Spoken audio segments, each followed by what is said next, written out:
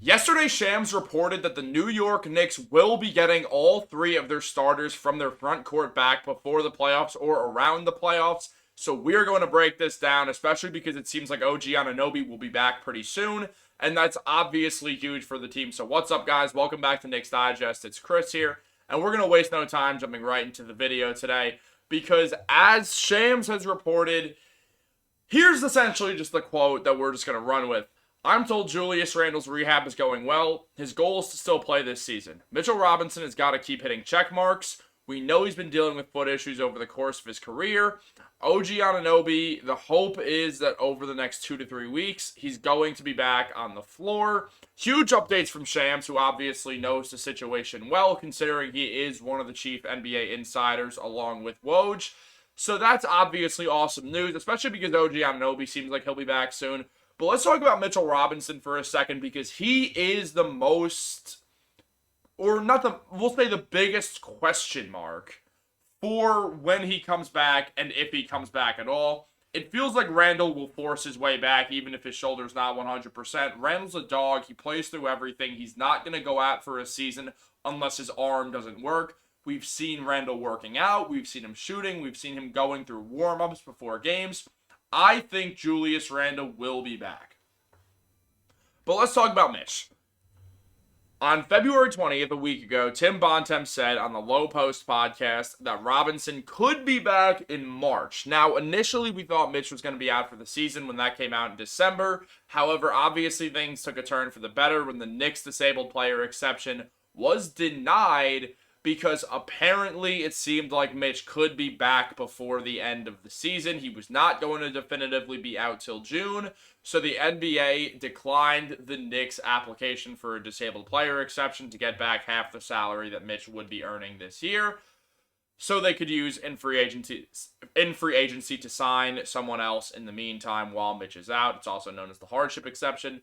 But look, right now, Mitchell Robinson is trying to return from injury, and there have only been good reports coming out since he's gotten hurt. It didn't seem like he broke his foot or his ankle or anything. Maybe there was a small fracture. Maybe it was a severe sprain. Maybe it was a stress thing. It's never fully been acknowledged what exactly happened to Mitch, but he has been out, and that's been a problem considering he was having the best season of his career. Though we have seen Isaiah Hartenstein completely blossom, which has been the silver lining of all of this, especially because he's shown that he can certainly be an NBA starting center for a contending team, as he has been with the Knicks in the best stretch of New York Knicks basketball this season. What Tibbs had to say on the first real bit of good news is, outside of the potential return, is that Robinson's doing good. He's out of the boot, so that's the next step. Doing a little bit more, but he still can't run and jump yet, but that's coming. So obviously a great sign there from Tibbs that it seems like the Knicks center will be back. Though let's just acknowledge right now that even if Mitch comes back, his conditioning is not going to be perfect, and we're probably going to see him play around 20 minutes per night in the playoffs, while Isaiah Hartenstein plays around 28. The two are never going to share the floor together. They never have. They never will. That's just not happening unless it's for a single defensive possession at the end of a game against a team like the Cleveland Cavaliers, who do run that two big man lineup with Jared Allen and Evan Mobley. Outside of that, we're never going to see Mitch and Isaiah Hartenstein share the floor. They sub for each other, and they're buddies, so it works out very well.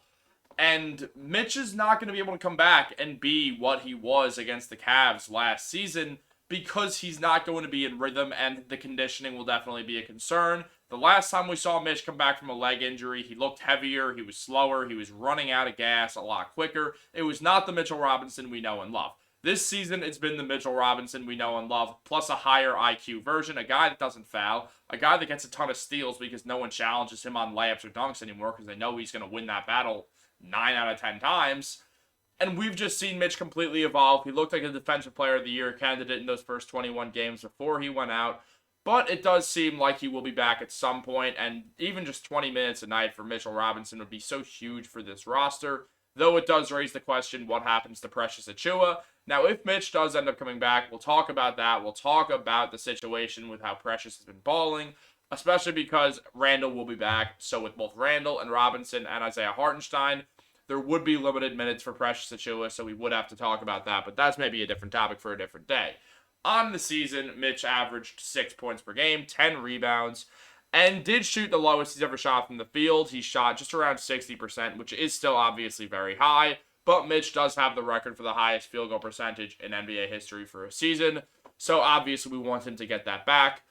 I don't really know why his shot percentage has gone down. He's been shooting the ball less. He wasn't having the most statistically efficient season of his career, but it was the best. I mean, he's the best offensive rebounder in the NBA. He's just one of the best rebounders in the NBA, and that defense is wild.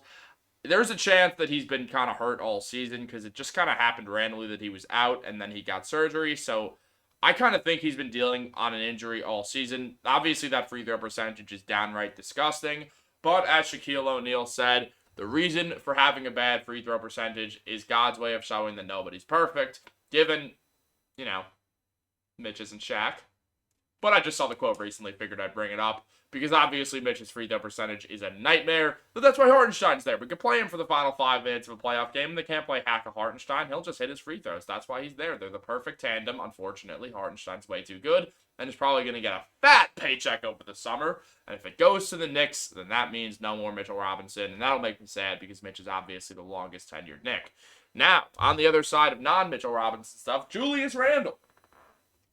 It's been 1 month since Randle dislocated his shoulder, and before that, the Knicks were averaging 115 points per game, 46 rebounds, and shot 47% from the field, with the 9th best offensive rating in the NBA at 119.5, with a 29-17 record. After that, the Knicks have gone down to 109 points, 44 rebounds, 46% from the field, like a little bit lower, literally exactly 1% lower, so that's not the end of the world.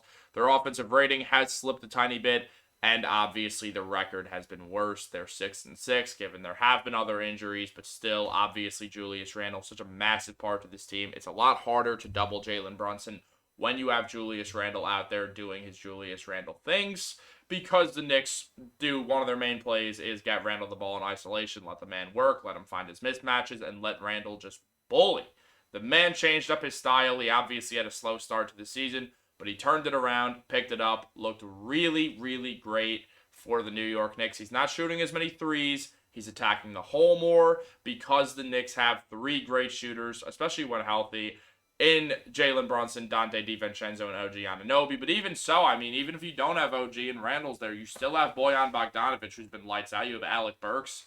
You have shooters. Josh Hart's shot has really turned around over these past, couple days, weeks, which has been helpful because Hart obviously was not having a great season. He's bounced back pretty well. It's been nice to see from Josh, and part of that reason might be because he's playing a little bit more small forward over power forward, but I think it's also just a rhythm thing. The Knicks just flow better with this team in comparison to what they started the season with, so it'll be interesting to see what happens once all the guys come back. Now, what Stephen A. Smith had to say on this is that he believes with a healthy Julius Randle, the Knicks are the biggest threat to the Boston Celtics, and quotes, "If Julius Randle comes back healthy, the New York Knicks are going to the conference finals." I think that is what we've seen right now. We've seen that with this 2 all-star team, with Randle and Brunson, when both are there, the Knicks are a great team. And without one of them, specifically Brunson, but also Randle, the Knicks get worse. You can double the other all-star more when the other one's not there. The 2 work really well as a tandem. Their chemistry has gone through the roof. They're clearly getting along well. Things are going well with the Brunson-Randle duo. Our lucky lefties are killing it. But we need Randle back for the playoffs. I know he hasn't had the greatest playoff production in his career, but he's dealt with injuries. He's dealt with fatigue. He's never really had to be as much of a second option as he had this season. There's less pressure on Randle to really succeed, especially because the Knicks do have a ton of scoring options. That trading Grimes and Fournier and Malachi Flynn for Bojan Bogdanovic and Alec Burks is going to be such a difference maker in the playoffs. I mean, Bojan has been awesome for this team, and he's going to continue that in the playoffs. He's been to the playoffs before. He'll be there again with the Knicks. I am not concerned about him whatsoever. I know Burks has been up and down, but he's also playing a much bigger role than what we want, when in reality, what's Burks mainly here to do? Catch that ball, shoot that thing, and get the New York Knicks a couple spot-up threes for 10, 15 minutes a night in the NBA playoffs. That is what they need Burks there for. He can also play a little bit of point guard when need be, which is huge for this Knicks team, considering the Knicks don't have that much guard depth outside of Brunson and Deuce McBride. And this season, Randle has been averaging 26.2 points per game, 8.6 rebounds, and 4.8 assists in 28 games since December 1st, 2023. Now, obviously, that is awesome. And something else that we need to mention from Woj is that OG Anunoby has remained on schedule to return from elbow surgery and has not experienced any setbacks. He'll be reevaluated at the end of next week and could return to the Knicks lineup soon after. Woj adds that Randle's injury recovery from shoulder surgery, which has not happened, so that's just a mistype, remains fluid. So yeah, obviously a bunch of news there. Most importantly, because we haven't really talked about it, OG Anunoby is going to be the first Knick back, it seems like. It seems like he'll be back probably mid-March. That'll be huge. The defense is important. The scoring that he gave once Randle went down was huge. It showed a different version of OG Anunoby that we have not seen in the past on either the Knicks or the Raptors. And obviously the Knicks, the small sample size, but in 14 games that he's played with the Knicks, he's averaging 15.6 points per game. He's shooting 39% from three and 50% from the field. He's had a great run with the Knicks. Unfortunately, he dealt with that elbow injury, but he will be back. That's super important. And something else, this may affect his contract, that he missed a lot of time with this injury, and the Knicks might be able to get him for a cheaper price. Something that the Knicks should be aware of going into this free agency period. But really, guys, I'm just excited to see what happens between the Knicks and their three injured front court starters. Given if Mitch comes back, it's 20 minutes off the bench in the playoffs. The Hartenstein's 28. Those will be an electric 20 minutes per game. They need their guys back. This is a team that theoretically can and should go to the conference finals if healthy. I don't want to say I expect nothing less, because obviously the Bucks are really good. They have Giannis, who you can make the argument is the best player in the NBA, and Damian Lillard's really gotten it together recently.